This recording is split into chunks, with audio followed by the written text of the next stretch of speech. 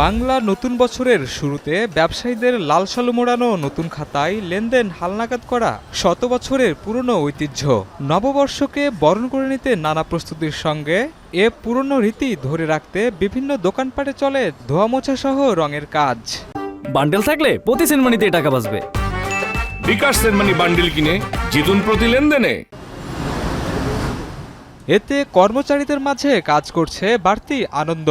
তবে অল্প সময়ে রীতিনীতি পরিবর্তনে হালখাতার আয়োজনের পরিধি কমেছে, নাই আগের মতো প্রস্তুতিও। তারপরও ব্যবসায়ীরা নতুন বছরের একদিন আগেই হালখাতার প্রস্তুতি সম্পন্ন করেছেন।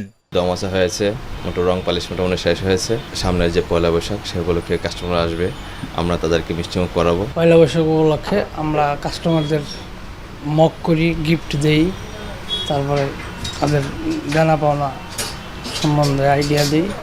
নববর্ষে নতুন হিসাব লেখার এ খাতায় বাঙালি বনেতি ব্যবসায়ীদের সংস্কৃতির শেকড়ে গাথা। সময়ের পরিবর্তনে বাঙালির সাংস্কৃতিক অঙ্গনের অমোচনীয় লালিত ঐতিহ্য ও ইতিহাস এখন কেবল নিয়ম রক্ষার আনুষ্ঠানিকতা। এখন বর্তমান যুগের মানুষের সাথে ওই রকম আন্ডারস্ট্যান্ডিংটা কম। আমাদের এখন বাকি নিষিদ্ধই বলা চলে। বাকি এটা কমে যাওয়াতে আমাদের পয়লা বৈশাখ টোটালি এখন কমে গেছে। তো যার সাথে যার সম্পর্ক আছে তারাই একমাত্র ইনভাইটেড হয়। এক সময় হালখাতার আয়োজন পুরান ঢাকার বিভিন্ন এলাকায় জমজমাট হলেও বর্তমানে তাঁতিবাজারের স্বর্ণপট্টিতেই এই আয়োজন চোখে পড়ে।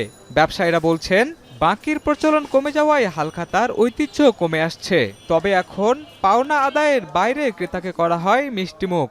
গণেশ পূজা দিয়ে আরম্ভ হয়, প্রতি বছর আমরা এই পূজাটা করি, করার পরে আমাদের হালখাতা হয়। সবাই মিলে একটা আনন্দ উৎসবমুখ পরিবেশ আমরা উদযাপন করতে চাই। এর নববর্ষ উপলক্ষে আমাদের কাম্য।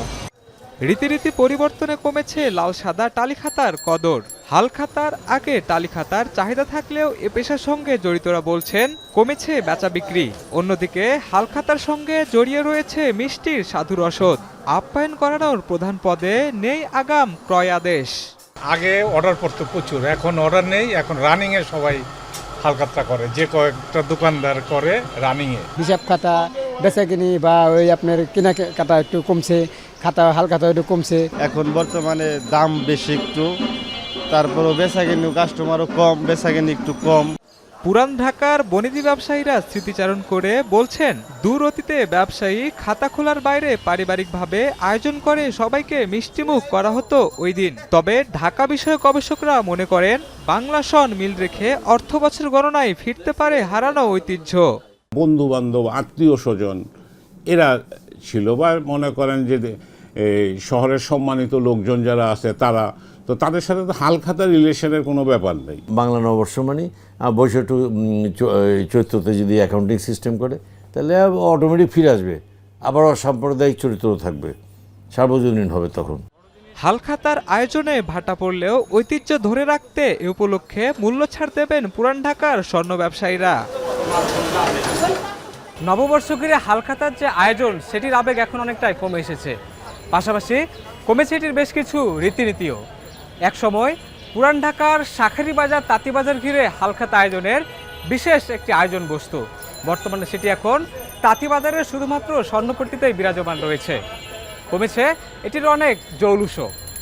ঢাকা বিষয়ক গবেষকরা বলছেন, প্রাচীনতম বাঙালিদের এই ঐতিহ্যকে ধরে রাখতে হলে সরকারের উদ্যোগ গ্রহণের প্রয়োজন রয়েছে।